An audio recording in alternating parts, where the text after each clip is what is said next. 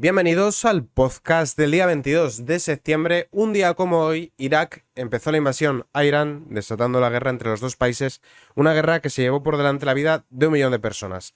Primera noticia del día: la portavoz de Vox con la que Baldoví se puso chulo, ni 1 millón de Baldovís van a poder callarme. Si no conocéis de qué va esta noticia, en mi canal principal, LinceTV, Política y Noticias, tenéis un vídeo específico de esta polémica donde no solo la abordamos, sino que además sacamos toda la hemeroteca, que es mucha, que es larga y tendida, de Baldoví, que menuda pieza. Empezando con esta noticia, iremos viendo todas las que se han sucedido a lo largo del día de hoy. Todas ellas son noticias de España. He tenido que quitar las noticias de política internacional porque han pasado muchísimas cosas. Una de ellas ha sido muy buena, y es que Irene Montero por fin le ha abonado los 18.000 euros que le debía a Rafael Marcos, el hombre agraviado que fue acusado de maltratador por la ministra de Igualdad. La desafiante actitud del líder de la coalición nacionalista Compromís, Joan Baldoví, en las Cortes Valencianas hacia la portavoz de Vox, portavox, hay que decir las cosas con propiedad.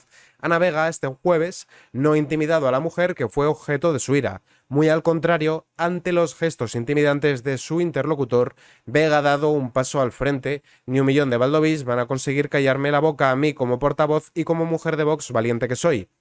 Solo 24 horas después del lamentable episodio, el objeto de la ira del líder nacionalista, la portavoz de Vox, Ana Vega, no está dispuesta a dar un solo paso atrás frente a actitudes como la mostrada por el líder de Compromís. Estoy fenomenal, perfecta. A mí las palabras de Baldoví no me afectan personalmente porque no puede hacerme daño algo que me diga un matoncillo de 3 al cuarto.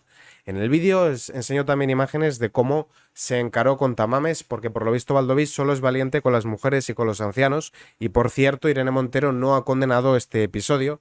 En cambio, si hubiese sido al revés, si hubiese sido un político de Vox el que hubiese tratado así a una política de Sumar, todos sabemos que se llenarían titulares, se llenarían también tertulias, se hablaría de ese tema machaconamente. No se ha hablado del tema, como tampoco se ha hablado de que hay un político del PSOE, que lo veremos después, condenado por Biogen. Ya llegaremos.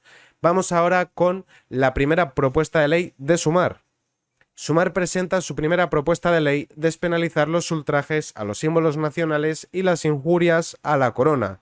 Es curioso que el partido que dice que verter una opinión impopular es delito de odio, porque ya sabéis que en estos tiempos que corren todo es delito de odio, y todos son opresiones y fobias: gordofobia, transfobia, homofobia, xenofobia, todos son fobias, y cualquier comentario que no se adapte a la opinión políticamente correcta ya te condena al ostracismo y a que te acusen de lo peor, aunque sea una opinión que no sea cruel hacia ese colectivo, simplemente una opinión distinta a las que son aceptadas ahora mismo, por lo que dicen los moralistas y los faros morales de nuestra sociedad contemporánea. Y sin embargo, sí que está bien, por lo visto, vilipendiar los símbolos nacionales. Sumar ha optado en su primera proposición de ley por reactivar la reforma del Código Penal para suprimir los denominados delitos de opinión, como son las injurias a la corona, las ofensas a los sentimientos religiosos y los ultrajes a los símbolos nacionales. Pero si más agravios no han podido haber. Hemos visto cómo se ha disparado el retrato del rey, cómo han quemado el retrato del rey, cómo en cada manifestación independentista se quema la bandera nacional. Hemos visto también procesiones donde presentan el coño insumiso, que esto le hacía mucha gracia a Willy Toledo, burlándose de la sensibilidad religiosa de los católicos. Hemos visto 40.000... lo que pasa que, claro, si luego la fiscalía no abre diligencias de oficio, pues no se puede hacer nada.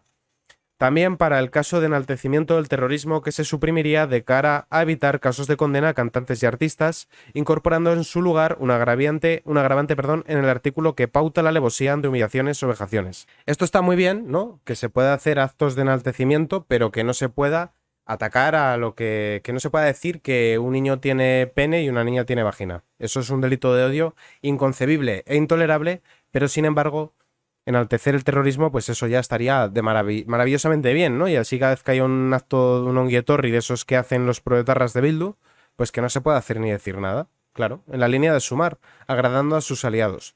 Así lo recoge la iniciativa registrada este viernes en la Cámara Baja por el Grupo Confederal y presentada en rueda de prensa por el dirigente de Izquierda Unida y diputado Enrique Santiago. Y no es la única noticia de Yolanda Díaz. Yolanda Díaz habla de jóvenes climáticos y dice que todo empleo no adaptado a la emergencia climática es precario. Vaya por Dios. También eran precarios los Rider, ahora ya no lo son porque les ha dejado sin curro. Con la ley Rider, que además siempre hablan de agentes sociales, pero yo creo recordar que los Riders se manifestaban intentando proteger sus trabajos. Y eso a Yolanda Díaz le dio igual. Claro, como ella ya tiene sus necesidades cubiertas. Además, cada día va cambiando los looks, está más pendiente. Luego llaman machista a Alfonso Guerra por decir que si le ha dado tiempo entre peluquería y peluquería. Pero daos cuenta, cada día estrena un modelito nuevo. Todo imagen, todo gestos, todo posturas. Ahora, políticas serias que sirvan a la ciudadanía, ni están ni se le esperan. La vicepresidenta segunda del Gobierno y ministra de Trabajo, Yolanda Díaz, se encuentra en Santiago por segundo día consecutivo para participar en las jornadas europeas sobre el futuro del trabajo y el diálogo social.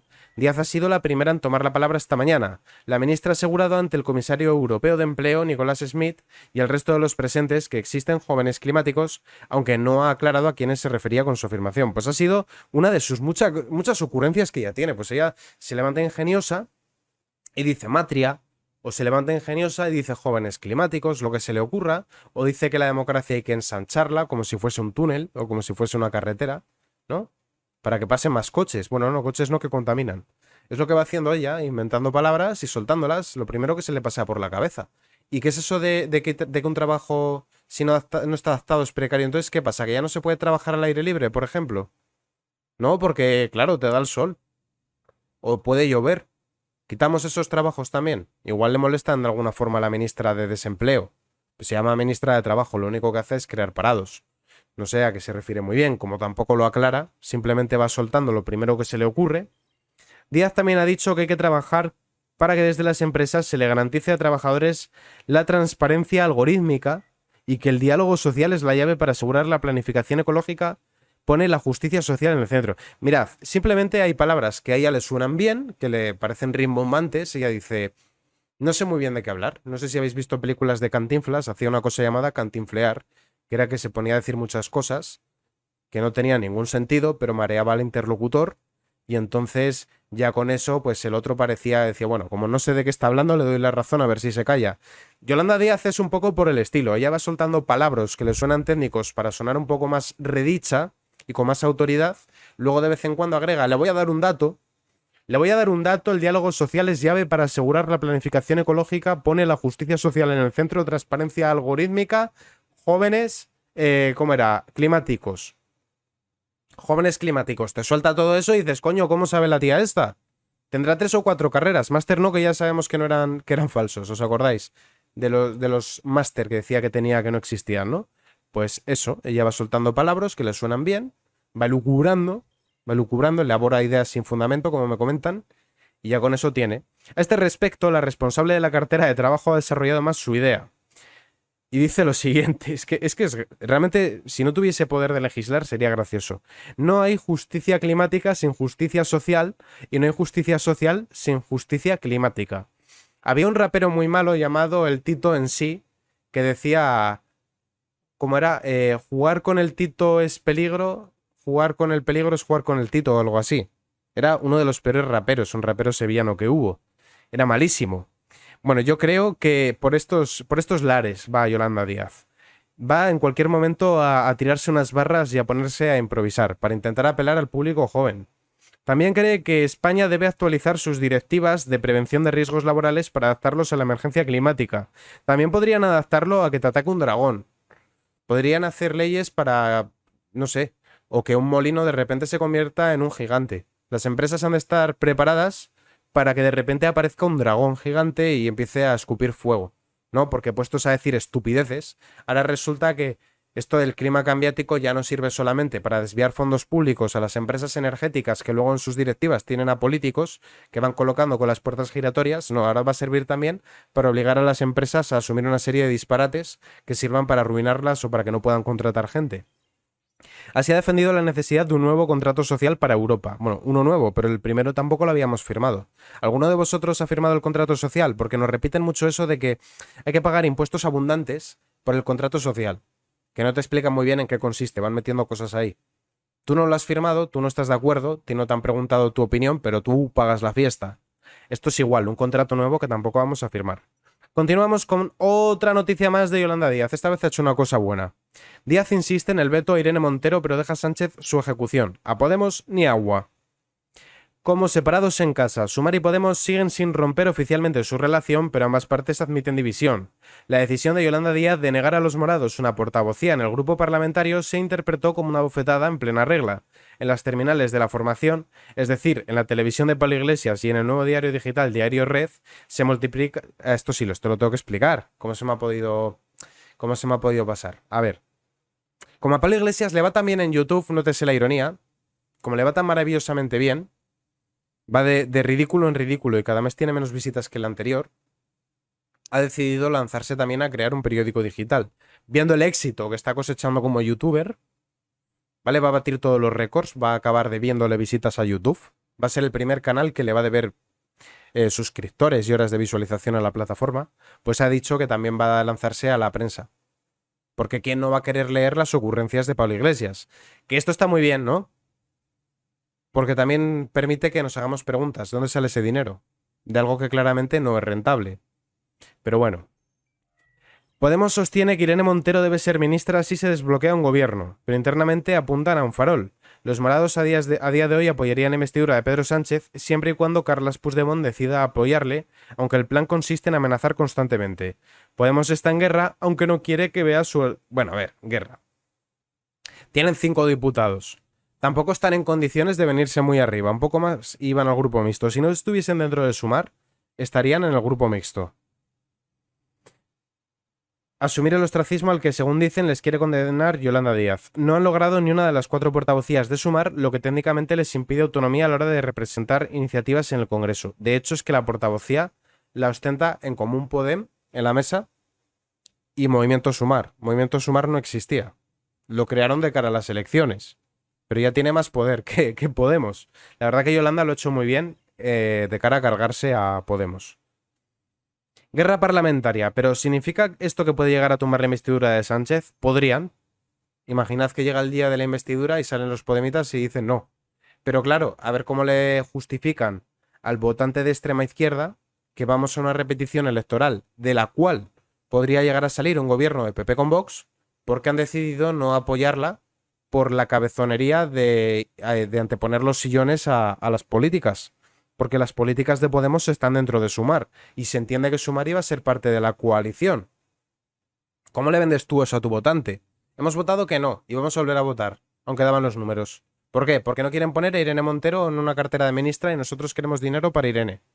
¿Cómo justificas eso? No puedes. De hecho, hay muchas personas dentro de la extrema izquierda, lo que se viene llamando la izquierda del PSOE, que están totalmente en contra de Irene Montero, y con buena razón. De hecho, con buenísima razón. Irene Montero tiene detractores en todas partes. Mejor dicho, ¿dónde tiene aliados? Porque más allá de Ione Belarra, Pablo Echenique y Pablo Iglesias, no creo que le queden muchos amigos. Bueno, la PAM y esa gente, pero claro, cobran de ella. Sin autonomía en el grupo. En esta línea irán las conclusiones de su convención política que se celebrará en noviembre, y además acusarán a Yolanda Díaz de ser una muleta de Sánchez y de vacío ideológico. Aún así, Podemos denuncia el bullying parlamentario que dicen sufrir en su propio grupo. La realidad es que no ha sido así, sino todo lo contrario. Lo que venimos viendo desde que Pablo Iglesias crea Canal Red es que dedican más tiempo en atacar a Yolanda Díaz que en cargar contra políticos de otras formaciones que a priori deberían de ser enemigas de Podemos o que están más alejadas en el espectro ideológico. Pero Canal Red es poco menos que una aquelarre contra Yolanda Díaz, que tampoco es que me dé pena. Yo con estos espectáculos disfruto comiendo palomitas. Pero la verdad es que quien desenterró el hacha de guerra y quien no ha parado ha sido Pablo Iglesias. Pablo Iglesias se está quedando como una persona obsesiva. Ya lo parecía, pero se está quedando retratado como una persona que es rencorosa, que es mala. Las fuentes consultadas van más allá. Sostienen que el aislamiento de Podemos es profundo y señalan que Enrique Santiago es el fontanero de todas las operaciones parlamentarias de Díaz, puesto que insisten en que los diputados elegidos en cuota Sumar y teóricamente su guardia pretoriana carecen de experiencia. Bueno, pero es que antes Podemos esgrimía el argumento de que no eran políticos de profesión. Cuando surge Podemos dicen, somos gente como tú y como yo, no somos políticos, no somos señores de traje y corbata, venimos de la sociedad civil. Y ahora sacan pecho de la experiencia, o sea, de ser políticos de profesión. Bueno, se está mal dicho. O sea, ser políticos de profesión. Ahora sacan pecho de eso. De que llevan un montón de tiempo viviendo el erario público. Ahora de repente eso es una medalla que te puedes poner. Bueno, perfecto, bueno saberlo. Bien, continuamos. Un triunvirato de Moncloa negocia con Carles Puigdemont. Pensaréis que esta es otra ya hemos cambiado de tercio y que ahora toca hablar del PSOE. No, seguimos con Sumar. Y reportan directamente a Pedro Sánchez. El equipo del presidente del gobierno en funciones reclama a Yolanda Díaz que se aparte y sea discreta. Dicho de otra manera, le piden a la Yoli que se calle. Le están diciendo, cállate la boca. Cállate la boca. Usted no hable. No puede opinar. ¿Por qué? Porque no ha hecho sino meterles en fregados. Porque el PSOE quería llevar las negociaciones con Junts de forma más o menos discreta y que no se enterara la ciudadanía hasta que no esté todo más o menos atado, hasta no tener garantizado el apoyo de Junts, precisamente para sofocar cualquier crisis interna, como la que hemos visto por parte de Nicolás Redondo, Alfonso Guerra y Felipe González. Por si acaso hay una repetición electoral, no ir con la idea de que el PSOE plantea una amnistía para los de Junts, algo que en algunos sectores del PSOE no gusta. Entonces querían que esto se llevase desde una postura más bien discreta y Yolanda Díaz ha ido por ahí largando todo. De hecho, más papaya no pudo dar, es que se fue a Waterloo a reunirse con Puigdemont delante de las cámaras. Y eso, pues bueno, dio mucho de qué hablar. Pedro Sánchez tiene a 3 personas de Moncloa, políticos y juristas, negociando con Carles Puigdemont. Según ha sabido este diario, Voz Populi, el presidente del gobierno en funciones está avanzando con los secesionistas. Y en este marco hay que leer los guiños de que Puigdemont y Sánchez se han hecho el uno al otro. Primero se están despachando los puntos del acuerdo y se están dejando para el final los asuntos difíciles. El entorno de Pedro Sánchez reconoce que se están explorando fórmulas legales para satisfacer la exigencia independentista de amnistía. Lo cierto es que aún no saben cómo se llamará ni qué alcance tendrá. Claro, le pondrán algún nombre como diálogo social o alguna parida inventarán y luego te saldrán los palmeros. Es falso que el PSOE haya hecho una amnistía, ha sido acuerdo social. O alguna parida, siempre te lo justifican. No es que no suban los impuestos, es justicia social. No es que cambien el mix energético y por eso suba la factura de la luz. No, es que es lucha contra el cambio climático, todo con eufemismos, siempre dándole la vuelta. No es que vayan a recortar libertades, es que se va a imponer el bien común a los intereses caprichosos e individualistas. Siempre te dan la vuelta a todo, no es que te vayan a quitar más dinero, es que van a crear un escudo social para no dejar a nadie atrás, todas estas cosas que ya conocéis. El propio Pedro Sánchez mostró este miércoles alguna de sus cartas y a él se ciñen casi todos los ministros cuando se le pregunta incluso fuera de cámara. El presidente advirtió que será coherente con lo que ha hecho hasta ahora. No, por Dios. Coherente con lo que ha hecho hasta ahora. Coherente con lo que ha hecho hasta ahora, pero ¿qué ha hecho? Si es que se ha desdicho y redicho y vuelto a desdecir y vuelto a redecir todas las veces que ha querido y más. Lo que ha hecho Puigdemont es un delito de rebelión. Puigdemont lo traeré, pero para que cumpla con la justicia. Nunca voy a indultar. Hemos indultado para llegar a un diálogo social y que haya una salida diplomática al conflicto catalán.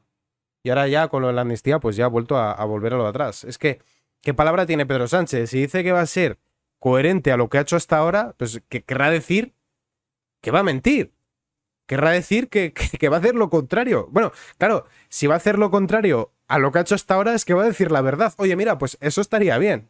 Bueno, eso sería una especie de paradoja, la podríamos llamar la paradoja de Antonio Sánchez. Que si él dice que va a hacer lo que ha hecho hasta ahora y lo que ha hecho hasta ahora es mentir, pero está mintiendo porque Pedro Sánchez es un mentiroso, entraríamos en un bucle, en una paradoja que no tendría solución. De hecho, los filósofos del futuro estudiarán esta frase. Había una vez un presidente muy mentiroso que siempre hacía lo contrario hasta que una vez dijo que iba a hacer lo que había hecho hasta ahora. Y entraron en un bucle y estamos debatiendo esto hasta el día de hoy. Bien.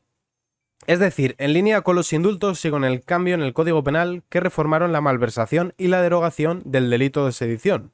Cuando digo eso estoy diciendo mucho, dijo y zanjó.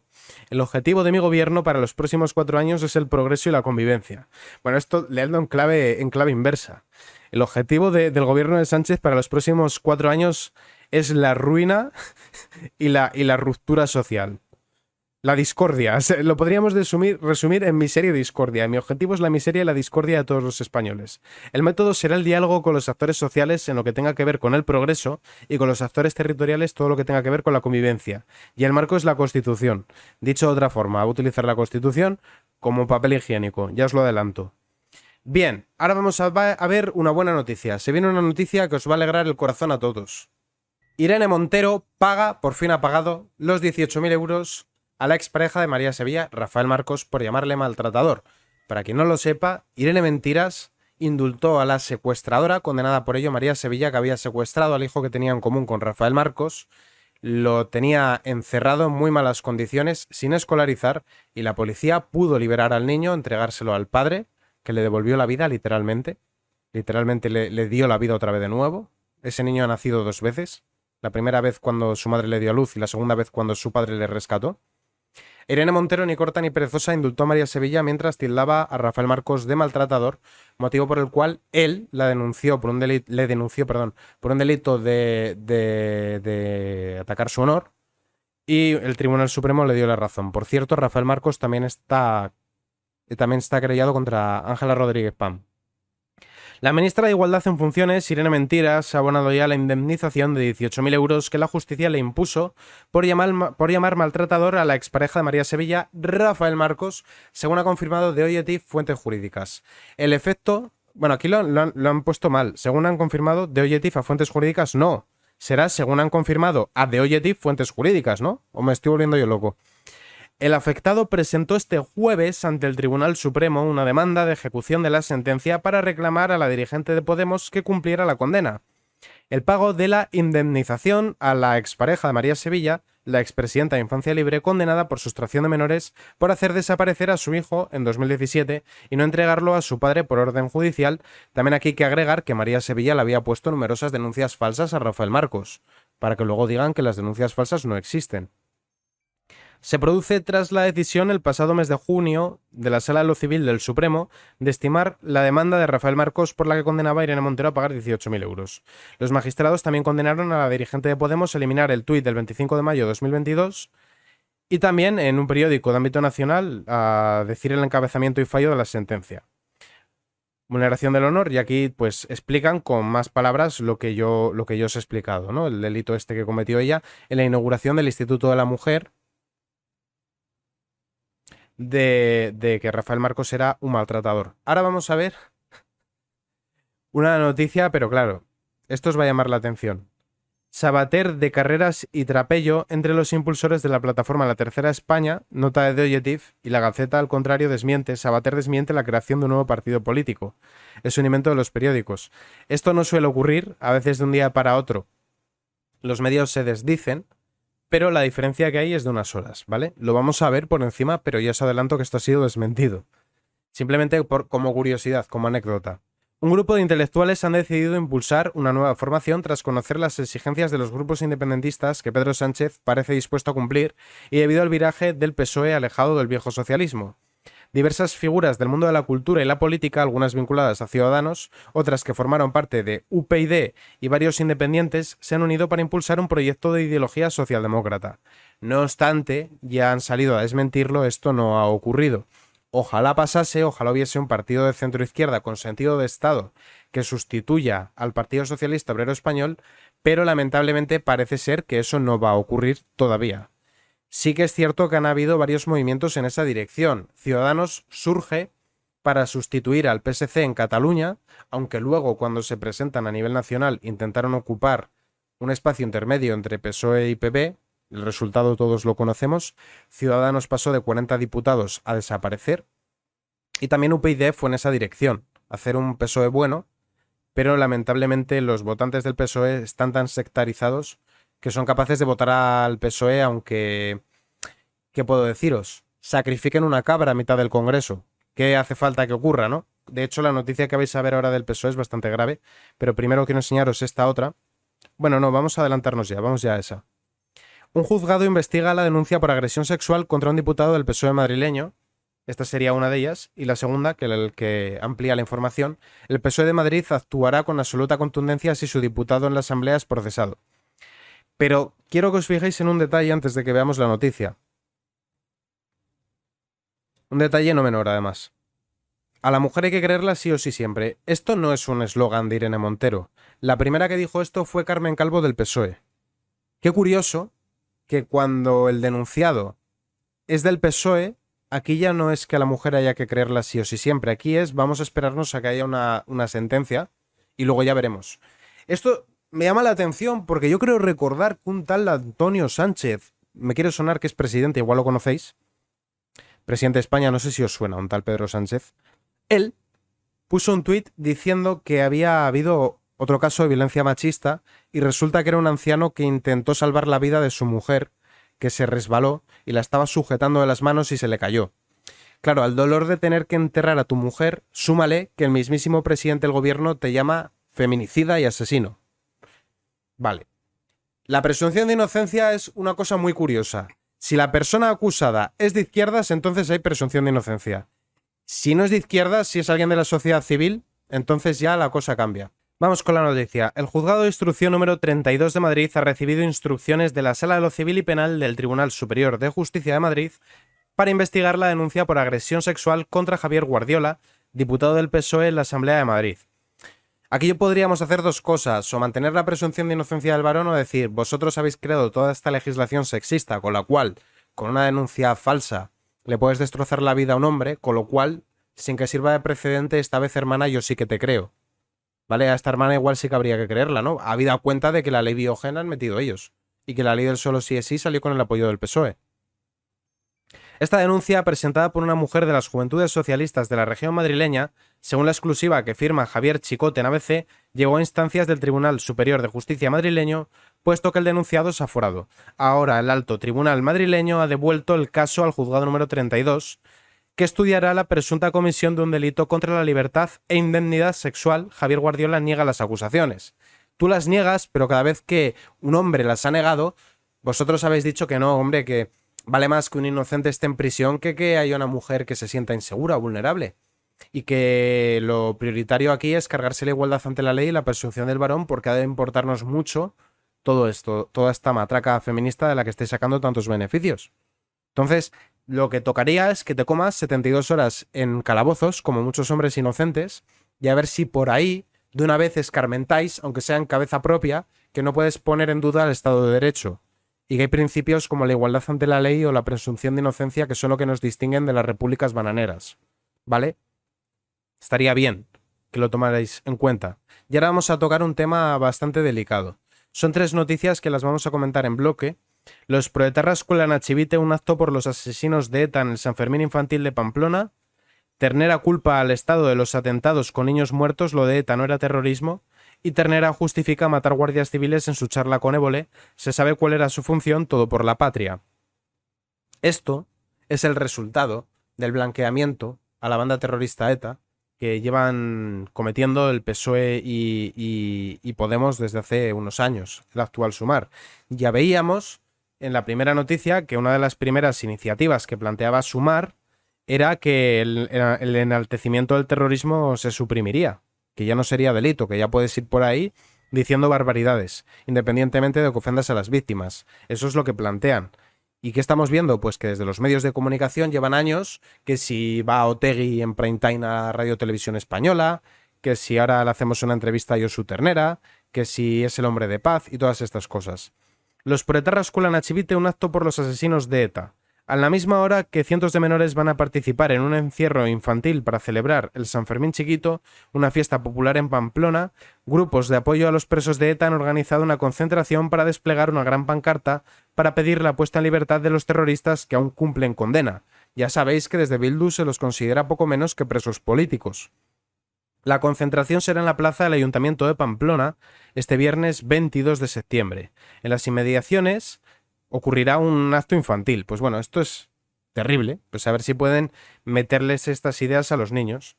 Una verbena para niños en el marco de las fiestas de San Fermín. Pues lo que hacen es, desde pequeñitos, ir blanqueando la figura de ETA, decir que eran revolucionarios que luchaban contra Franco, y si cuela, coló. La plataforma SARE vincula el acto directamente en su convocatoria con la fiesta del San Fermín Infantil. Presos, prófugos y deportados a casa, reza el lema de la concentración. Como podéis ver, los consideran víctimas, que llevará una de las plazas más céntricas y en ese momento abarrotada de menores una pancarta, mosaico de grandes dimensiones, pidiendo el fin de las medidas de excepción. Chivite es del PSOE, pero claro, es que Chivite gobierna con el apoyo de Bildu, que esos son los socios de gobierno, ETA. Josu Ternera culpa al Estado de los atentados con niños muertos. Lo de ETA no es terrorismo. El exdirigente de ETA, José Antonio Urriti... Bueno, yo no sé pronunciar muy bien el vasco, disculpa. Urriticoechea o Josu Ternera recurre a la retórica etarra, en la entrevista documental que se proyecta en el Festival de San Sebastián cuando le preguntan por las masacres de los años 80 con niños asesinados, afirmando, por un lado, que lamenta a las víctimas indiscriminadas, pero al mismo tiempo señalando al Estado por una supuesta falta de diligencia. El propósito de ETA en absoluto era hacer terrorismo, sostiene, pues menos mal, se han cargado a 857 personas, 300 asesinatos son sin resolver, pero no buscaban eso. ¿Qué buscaban? ¿Repartir caramelos? No es que esté banalizando con el dolor que causaron o intentando hacer humor, pero es que no sé cómo tomarme estas declaraciones. De entrada es que no entiendo por qué Jordi Évole tiene que entrevistarle. No lo comprendo, no lo comparto. Además, pasan la aspiradora donde estuvo sentada Macarena Olona, como diciendo aquí hay una peligrosa nazi. Macarena Olona, que es casi más roja que Yolanda Díaz. Pasan por ahí la aspiradora y sin embargo a este tío se le puede entrevistar y con este tío abracitos y besitos. ETA le hizo confianza a un gobierno, un Estado cuya función es la de proteger a sus ciudadanos y dando 2 avisos para que se desalojase. No lo desalojaron hasta tal punto que el Estado fue condenado subsidiariamente por eso, porque su función es la de proteger a la sociedad, es la explicación que da. De hecho, se desvincula de su responsabilidad como autor de las masacres de los años 80, como la Casa Cuartel de Zaragoza. Y ahora continuamos. Ternera justifica matar guardias civiles en su charla con Évole. Se sabe cuál era su función, todo por la patria. Podría leer la noticia completa, pero me parece que es recrearse en la miseria moral de este sujeto, que es un ser despreciable y deleznable, como aquel que le entrevista para blanquearle. Para mí está no al mismo nivel, pero se acerca. Y no me da la gana continuar incidiendo en esto. Vamos a entrar ya en el bloque de políticas económicas. Vamos a dar 5 noticias de economía y ya con eso finalizamos. España rozará la recesión a final de año con una fuerte desaceleración del empleo. Algunos analistas ya apuntan a un crecimiento nulo o incluso negativo del PIB. Los augurios sobre el desempeño de la economía y el empleo en el segundo semestre del año empeoran. La desaceleración de la economía podría agravarse y rozar la recesión técnica a final del año. Qué raro, si han hecho todo lo que hacen los socialistas siempre. Han subido los impuestos, han creado burocracia innecesaria, han intervenido en la economía. Qué raro que hayan destruido, que se vaya a desacelerar la economía. Qué raro, ¿verdad? No se podía saber. Qué curioso que además que siempre que gobierna el PSOE pasa esto. Tiene muy mala suerte. A Felipe González le tocó la crisis del petróleo, pobrecito, no tuvo la culpa. A Zapatero le tocó la crisis bursátil internacional, pobrecito, no tuvo la culpa. A este pobre santo varón de Pedro Sánchez, que lo hace todo bien, que lo único que hace es cambiar de opinión, le ha tocado la invasión rusa a Ucrania. Pobrecitos, qué mala suerte tienen siempre. Es sarcasmo, por si acaso. Los primeros en anticiparlo fueron la agencia de calificación Standard & Poor's, el banco Hamburg Commercial Bank, el pasado 5 de septiembre, que esperan una contracción del PIB. Pocos días después, el 8 de septiembre, la Autoridad Independiente de Responsabilidad Fiscal actualizó su modelo y proyecta ya un estancamiento de la economía española. A los españoles les costará más de 176.000 millones de euros públicos que Sánchez siga en Moncloa. La continuación de Pedro Sánchez en la Moncloa no solo costará la amnistía, también hará falta un desembolso económico sin precedentes para contentar a Sumar. Prorrogar la estancia de Pedro Sánchez en la Moncloa costará a los españoles más de 176 millones de euros. Además de la amnistía o el referéndum de autodeterminación, otro gobierno de Pedro Sánchez saldrá caro a las arcas del Estado, incluso antes de echar a andar. Las dádivas catalanas son las que más agrandan el montante total a pagar por el Estado central. Ayer, en el podcast de ayer, ya veíamos que Junts le había exigido que se hagan cargo de la deuda catalana, que suponía en torno a 500.000 millones de euros. Es decir, que iban a aumentar... No, creo que no era... No recuerdo la cifra. No andaba lejos. Creo que suponía aumentar en un 50% la deuda, si no recuerdo mal. No tengo los datos a mano, pero por ahí andaba el monto. También piden que se ceda el 19% de los fondos europeos Next Generation con efectos retroactivos. Y además España tiene asignados 140.000 millones de euros a través del mecanismo para la recuperación y 12.000 millones más del fondo REACT en Unión Europea. Y de esos 152.000, pues 28.800 los están exigiendo para las arcas catalanas. El fuero de Cataluña recortaría un 12% la financiación del resto de comunidades autónomas. Como no podía ser de otra manera, las demás regiones vamos a pagar el pato de que Sánchez siga a la Moncloa. Puigdemont vuelve a exigir a Sánchez el pacto fiscal que Artur Mas reclamó a Rajoy. Ya están casi todas las cartas de la negociación encima de la mesa para que Pedro Sánchez sea investido de nuevo presidente en caso de que el líder del PP, Alberto Núñez Feijóo, no lo consiga. Bajo la excusa de que el Estado mantiene una deuda histórica con Cataluña de 450.000 millones de euros, el partido que lidera Carles Puigdemont exige, entre otras cosas, la condonación de los préstamos que el gobierno ha facilitado a Cataluña. En total habría que sumar 450.000 millones de una deuda imaginaria, 72.000 más millones porque sí. Y lo que acabamos de ver de lo que entienden que les corresponde de los fondos Next Generation, que también consideran que les corresponde. Estaríamos hablando de 176.000 más 450.000 más 72.000. Vamos a calcular cuánto supondría esto. A ver cuánto consideran que les tenemos que dar. Vamos a ver qué es lo que creen que les hace falta. Estaríamos hablando de 176.000 por aquí. Todo esto millones de euros, claro está. Más 450.000 más 72.000. Hablaríamos de casi 700.000 millones de euros. Consideran que les debemos prácticamente, bueno, esto equivaldría al 70% del PIB español. El resto de España, bueno, claro, si descuentas lo que vale Cataluña, sería prácticamente entregar toda España menos Cataluña a Cataluña. Bien, ¿no? Perfectísimo. Esto es lo que piden. ¿Por qué no? Puestos a pedir. Y como hay un felón que con tal de mantenerse en el Falcon es capaz de hacer lo que haga falta y le viene bien, pues entonces, ¿por qué no hacerlo? Él entiende que eso estaría muy bien, ¿no? Que total, somos tontos y que hay que pagar. Grecia deja en evidencia que la moto económica de Sánchez está gripada. Mientras el presidente del gobierno sigue empeñado en vender a diestro y siniestro las bondades de nuestra economía, ya hemos visto que los datos son malos, un nuevo dato viene a aguarle el discurso. La economía griega ya es más confiable que la española. Que hasta Grecia está ya mejor que España. Y aquí podemos ver los rendimientos. Perfecto. Nos ha adelantado el país que iba a la cola, nos ha adelantado, con lo cual ahora a la cola vamos nosotros. Mira, somos campeones en algo, aparte de en fútbol femenino. Somos campeones también en ser la economía peor de Europa. También somos peores en muchas otras cosas. También lideramos en desempleo. Y finalmente, para acabar, y con esto la última noticia del podcast de hoy, quitar la energía nuclear sería como no haber instalado nunca un molino eólico, ¿se entiende? Resulta curioso ver cómo algunos predican una cosa pero hacen la contraria. Teatralizar que la emergencia climática va a acabar con el planeta, pero al mismo tiempo oponerse a una solución que contribuye a aliviar esa supuesta emergencia.